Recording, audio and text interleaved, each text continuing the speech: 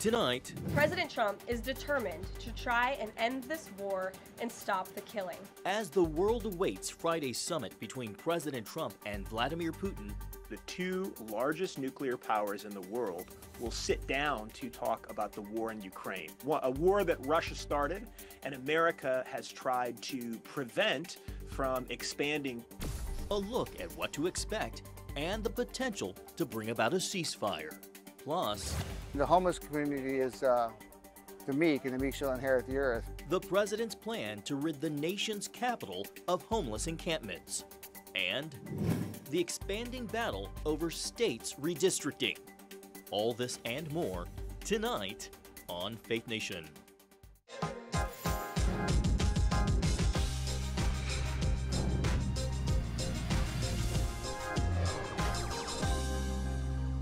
Stakes are high with the future of Ukraine on the line. Good evening from our Washington News Bureau. I'm John Jessup. Welcome to Faith Nation. Well, tomorrow, President Trump meets face-to-face with Russian President Vladimir Putin. The White House once again tamping down expectations, describing the Alaska sit-down as a listening exercise. The ultimate goal, to bring warring Russia and Ukraine together and usher an end to the years-long conflict. The president rated the odds of failure at 25%. While Ukrainian President Volodymyr Zelensky will not attend, Mr. Trump says he hopes Friday's summit will kickstart future meetings that include all parties. It's setting the table for the second meeting. I think the second meeting, if the second meeting takes place, now there may be no second meeting, because if I feel that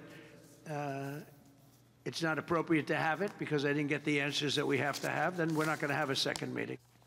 The president adding there would be severe consequences if Putin did not end the war. Meanwhile, President Putin is praising Mr. Trump's push for peace, calling his efforts, quote, energetic and sincere. Putin told Russian security officials Friday's meeting could also include discussions on a potential nuclear arms deal.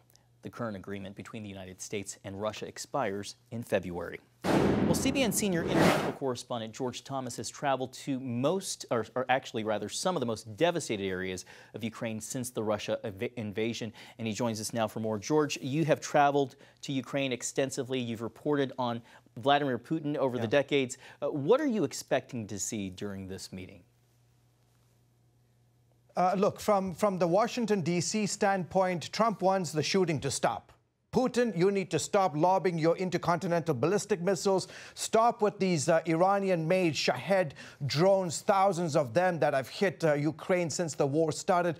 On the Putin side, for him, we go to a map. There are 4 provinces there that you see on the map. You've got Zaporizhia, you've got Donetsk, Luhansk, and the Kherson region. Right now, 70% of Kherson, 73% of Zaporizhia, 76.3% of Donetsk, and 99.5% of Luhansk is under Russian control.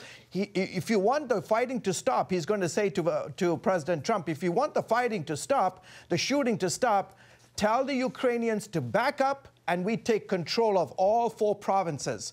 Do you think Volodymyr Zelensky is going to say yes to that? Absolutely not. And so this is where the impasse is going to happen. The Trump administration basically wants Putin to stop the fighting, at least along the line of contact, and that way all 2 parties, perhaps 3, including the Europeans, can sit down and talk at the table. I can bet that Vladimir Putin is also going to give Donald Trump a history lesson, his version, John, of the importance of Ukraine and why he thinks Ukraine does not exist as an independent country, that in fact Ukraine is very much a part of Russia and Zelensky is an illegitimate leader. George, speaking of history lessons, a lot of observers are waiting to see and hear if Vladimir Putin makes any mention of their meeting place, Alaska, and it being a former Russian territory. Why is this so significant that it's happening in Alaska?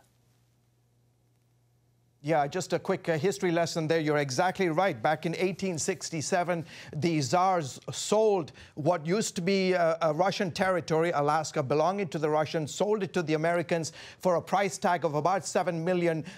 In fact, there are some within the Putin administration that believes that entire transaction back in 1867 was forged, and in fact that the Russians should take back Alaska. But from a security standpoint, keep in mind, back in March of 2023, the International Criminal Court, the ICC, issued an arrest warrant for Vladimir Putin, accusing him of alleged war crimes in this whole kidnapping of Ukrainian kids and sending them to Russia. Currently, there are about 120 countries, John, that are signatories, that are members of the ICC. So in putting this whole trip together, this meeting, where do you go? Which country do you go to that stops a potential arrest of Vladimir Putin? In this case, at the joint base Elmendorf-Richardson Air Base, the largest military base in Alaska. This was the safest place, and keep in mind, Russia and the United States are not members of the ICC. So in that sense, there's symbolism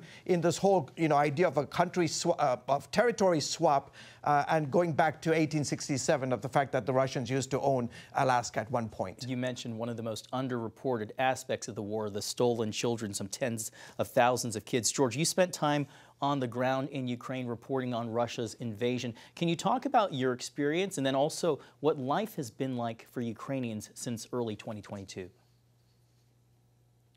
Yeah, in one word, hell. It's been hell for the Ukrainians since 2022. Right now, the latest poll from Gallup shows about 65% of Ukrainians want an end to this war. You heard those sentiments when you went and interviewed Zelensky last year. It's been palpable in the last year and a half. There's war fatigue. But when you discuss the issue of territorial integrity and this whole idea that Vladimir Putin now not only wants the eastern part of the Donetsk and the Luhansk region, but he wants also Zaporizhia and also all the way down to Kherson. That's the whole entire southeast quadrant of the Ukrainian country. And to get the Ukrainian forces to push back, that is a no-go area. And the fact that the Ukrainians, that Zelensky is not part of tomorrow's meeting, obviously sends a very, very awful feeling and taste in the mouth of Ukrainians. They obviously want this war to end, but I'm not sure we're going to see much of that happening anytime soon. All right, CBN Senior International Correspondent George Thomas. George, thank you for your time, your insights, and analysis. Well, turning now to the Middle East, Israel is intensifying strikes on Gaza City ahead of a planned military takeover. The bombardment comes as aid groups warn the hunger crisis in Gaza is worsening. More than 100 nonprofits say Israel's rules for humanitarian workers are blocking supplies, a claim Israel denies, while it also rejects that starvation is even happening. If you go by the numbers of calorie per person, which is how the United Nations is meant to analyze and check the facts, it's usually 2,100 or 2,300 calories per person. We have made sure that there's well over 3,000 calories per person. Backlash over the crisis has pushed some countries to recognize Palestinian statehood. Even so, Israel advanced plans for new settlements in parts of the West Bank, also known as Biblical Judea and Samaria, which its finance minister says buries the idea of a Palestinian state. Well, here at home, President Trump's plan to cut down on crime and beautify the nation's capital includes removing unhoused people from the streets of D.C., a place many have made their homes. So homeless individuals will be given the option to leave their encampment, to be taken to a homeless shelter, to be offered addiction or mental health services, and if they refuse, they will be susceptible to fines or to jail time. Again, these are pre-existing laws that are already on the books. They have not been enforced. Today, bulldozers cleared out homeless encampments. Still, many in Washington, D.C. don't agree with how the president is removing the city's unhoused population. They're still going to be homeless, right? I mean, unless you give them a home, so which I think is the goal of the organizations that I've sometimes volunteered with, where you find housing for them first and give them that stability, and then you work on their substance problems or their mental problems. Well, last night, Rev Patrick Mahoney, director of the Christian Defense Coalition, spent the night on the street outside the White House in solidarity with the homeless in D.C. He joins us now to discuss. Rev Mahoney, thank you so much for making time for us. So you've been an advocate for the homeless for nearly 50 years. Can you talk about what compelled you to show solidarity in this way by sleeping on the street across from the White House? Well, John, first of all, thank you so much for having me on. This has been a part of my public ministry for 48 years. In fact, 40 years ago, almost 45, my wife and I slept in dumpsters, garbage dumpsters in Bristol, Connecticut, when we had a serious houseless problem there. And we established the first ever emergency shelter in Bristol, Connecticut. From a faith perspective, it's always important to identify with the people that you are working with, that you are reaching out to. So, number one, we wanted to identify with our brothers and sisters who are houseless on the streets of our nation's capital. Second, we wanted to pray, and we were out there all night. Let me tell you, in my 70s, sleeping on Pennsylvania Avenue in a sleeping bag, you don't get too much sleep. So we had a wonderful opportunity to pray. But critically, we wanted to come right to President Trump, and we wanted to make this plea. Mr. President, we respectfully asked that you work with the faith community, business leaders, government officials, law enforcement, and mental health professionals, that we can together find redemptive and lasting solutions to the homeless problem in our nation's capital. And I would submit the 770,000 homeless across the country. And I have to say this, the first step is not demonizing the homeless, is not calling them criminals. Being homeless is not a crime, and being homeless does not make you a criminal. You mentioned your back, but you didn't mention that it is quite humid in Washington, D.C. as well. You know, I want to ask you, you just mentioned faith groups, the White House working with faith groups.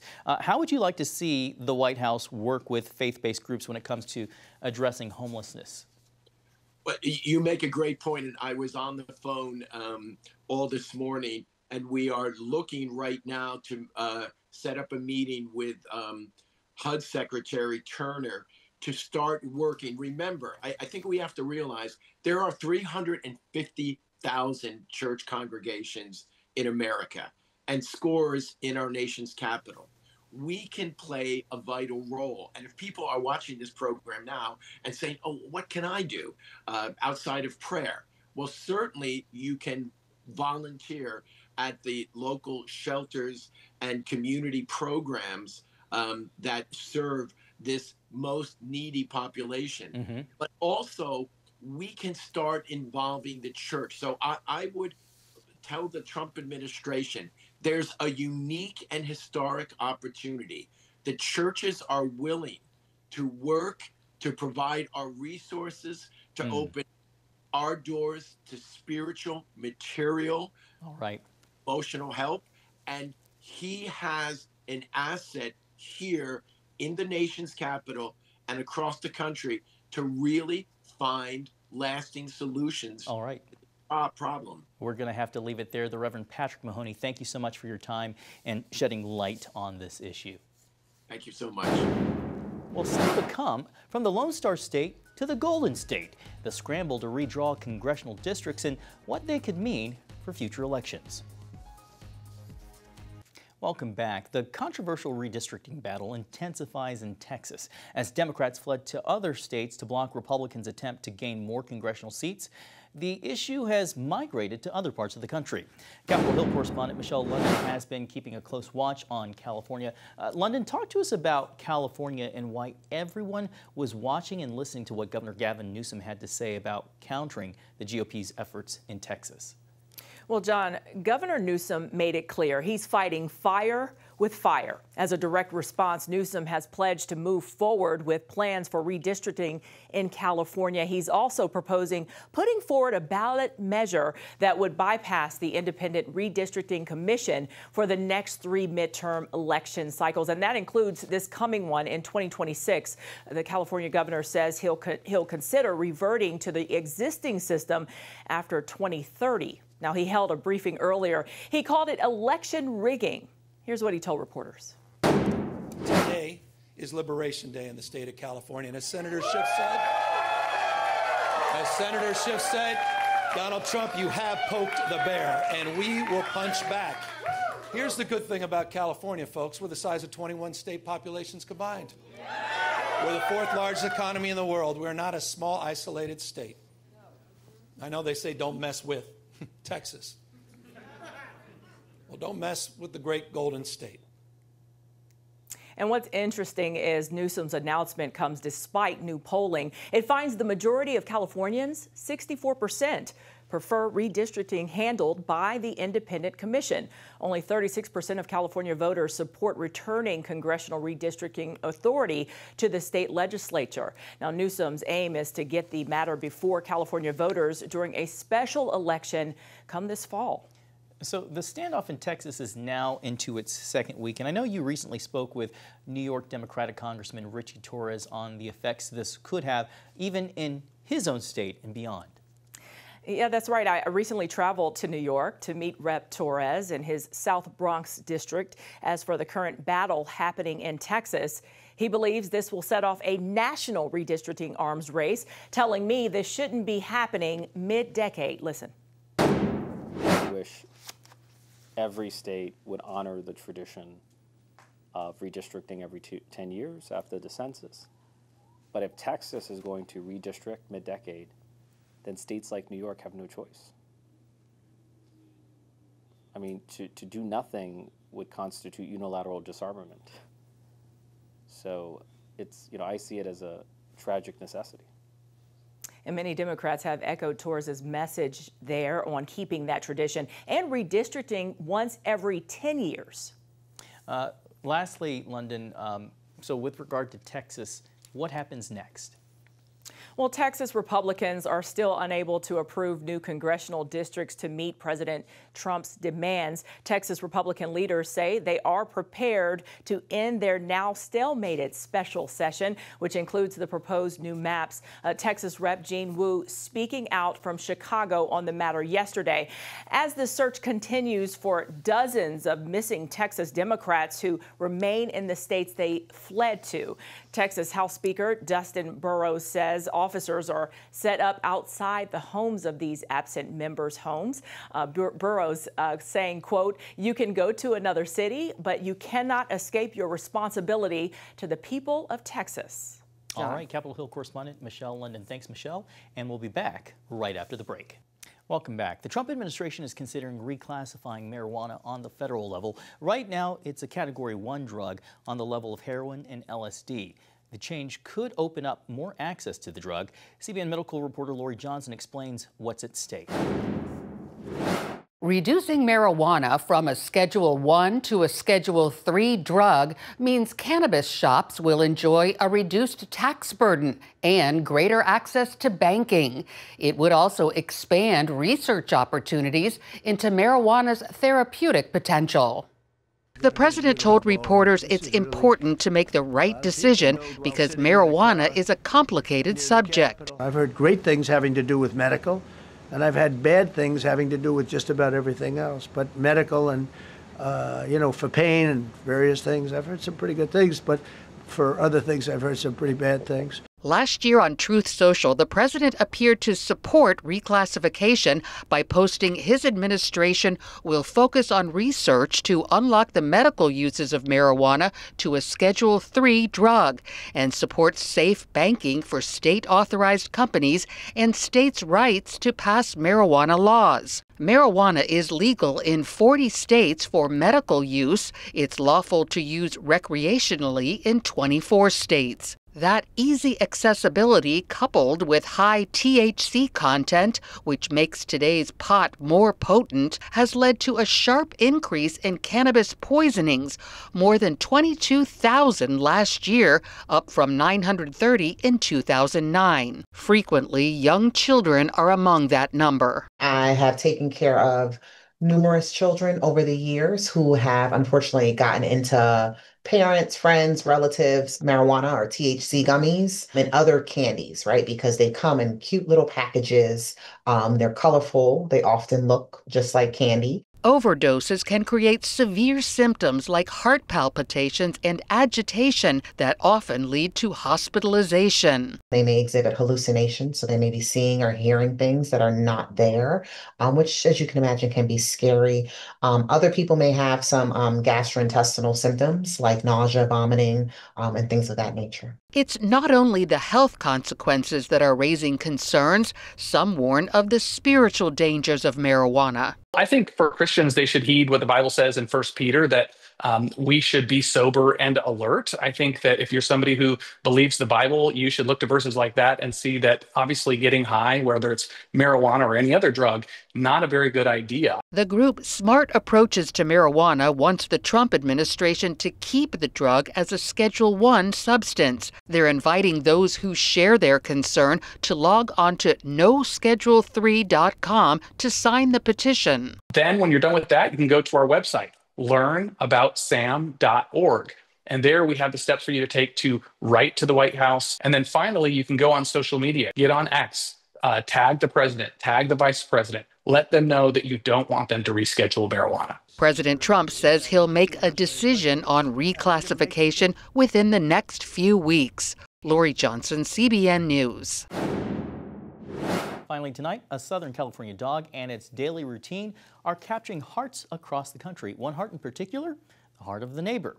Linda Rose and her husband Mark have known 7-year-old Labrador Retriever Emmy and her owner Russell for years, almost Emmy's entire life. And in that time, the dog and her neighbors have developed quite the bond. So much so, the Roses installed a doorbell especially for Emmy. Now, like clockwork, each evening the trained service dog darts down her driveway over to the neighbor's house to say hello. Emmy's owner started posting videos of the daily routine on social media. I trained her to look behind me in certain situations or just provide a barrier between me and other people. She means a great deal to me. Linda Rose says she's grateful for her special furry friend and an owner who's willing to share a pet with a neighbor. Smart dog. I'm not sure I'd be willing to let my dog cross the street without some guidance, but all good and well. Thanks so much for watching. Have a great night.